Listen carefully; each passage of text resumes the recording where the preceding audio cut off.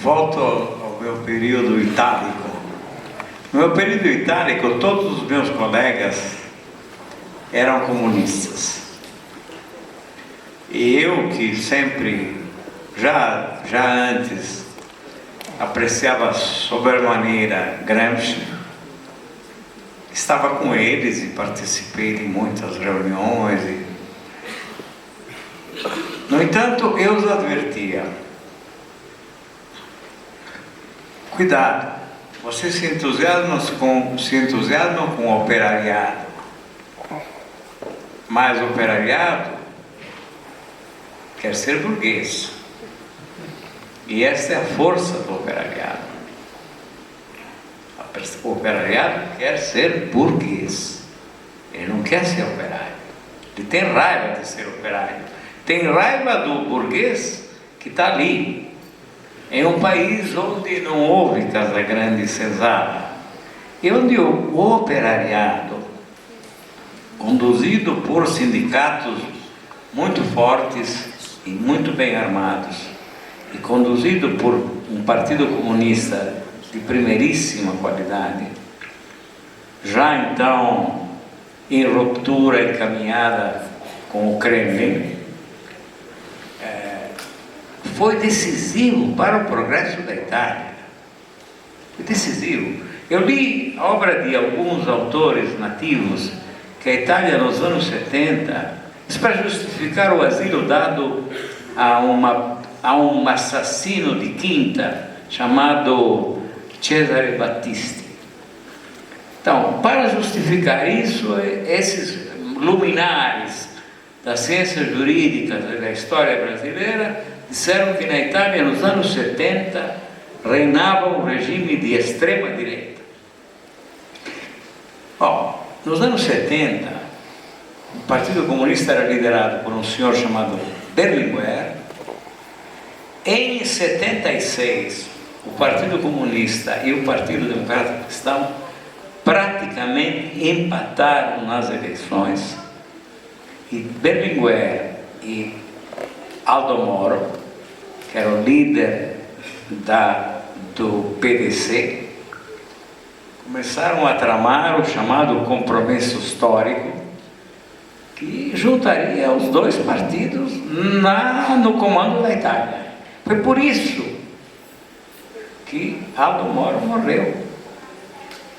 Foi morto pelas Brigate Rosse, um bando de coitados que não estavam entendendo nada, infiltrados pela CIA. Essa é a história verdadeira.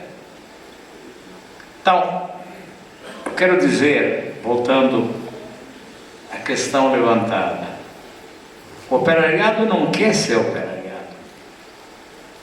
quer viver no bem bom, no melhor possível, pelo menos.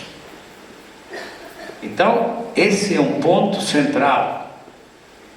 O problema é que a gente que chega ao bem bom, mas mantém as raízes, mantém as crenças, mantém a fé, e muitos outros não, se tornam iguais àqueles que eles combatiam.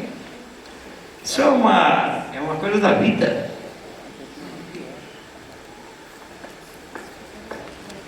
Eu não vou responder. Eu acho que o Mino falou o suficiente, e alerto que vem aí agora a nossa última pergunta. Boa noite, eu sou Fabiano Manese, professor da PUC de Campinas, e eu gostaria de fazer uma pergunta sobre o livro. Por que, Mino, a opção por um personagem fictício para narrar essa história, o Valdir? E o que o Valdir tem do Mino?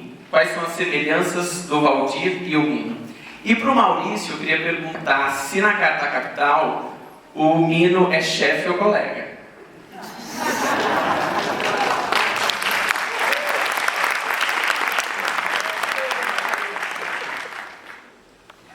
Primeira coisa, você leu o livro? Ainda não.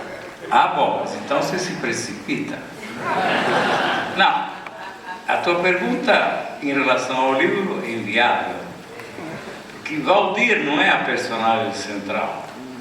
Valdir é simplesmente o pai do Abukir, que é a personagem central e que é uma espécie de condensado de jornalistas tíbios, medíocres, velhacos, que eu conheci ao longo da minha vida. Muitos, inúmeros. Ali se concentram.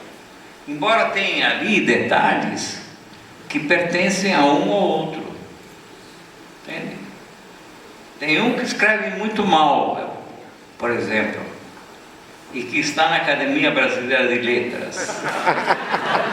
Sarney. Não, errou. Mas não importa. Esse, por exemplo, escreve pessimamente. É um português lamentável, né? Cai aos pedaços. Então, o Abukir escreve muito mal. Mas isso não prejudica a carreira dele. Ao contrário. O Abukir, por exemplo, quer poder fazer ternos no mesmo alfaiate do diretor de redação, que é também o dono do jornal, que é o Estado, no caso. Essa pessoa existe. Esse jornalista existe. Entende? Então, é um condensado de personagens. Valdir é apenas o pai. É um professor de História e Geografia do Colégio de Estado, muito reacionário, e que tem um amigo nordestino, que pelo contrário, é um homem de boa cabeça e de ótimas orientações. Então, a sua pergunta em relação ao livro não funciona. O que mais você me perguntou a propósito? Não, mas era algo mais. O quanto tem de mim? Não tem nada. Eu espero, torço para que não tenha coisa alguma, nem no Valdir, tampouco no Abukir. Só a pergunta desse que falar, o Mino é chefe, é o diretor de redação. E em função da aproximação que eu tenho com ele, que é muito maior até do que essa que vocês estão vendo aqui, a gente faz isso brincando no telefone. Isso me dá uma responsabilidade muito maior, porque eu não quero que nunca passe pela cabeça dele que eu deixei de escrever uma coisa beneficiando da minha aproximação com ele. E há 40 anos de história comprovando isso. Agora, ele nunca me censurou, temos divergências, e com alguma, não tanta frequência assim também, ele me telefona e faz alguma observação na coluna, e normalmente ele está certo. Ele já teve errado também, mas normalmente ele está certo, e aí me ajuda muito. Mas ele é o chefe. Eu, se atraso o envio da coluna, evidentemente ele me manda a secretária me telefonar, ou ele me telefona e diz que se eu estou querendo matá-lo dentro. Enfim. Agora eu tenho a última pergunta para fazer para ele, quem vai fazer sou eu. Eu vou ser demitido?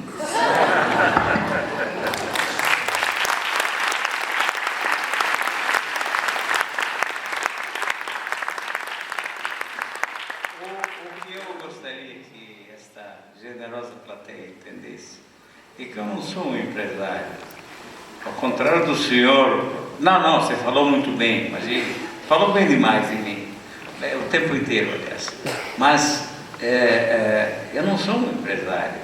Eu fui obrigado a inventar os meus empregos, e sempre os meus sócios me comeram, porque eu sou inepto como empresário. Não no sentido bíblico.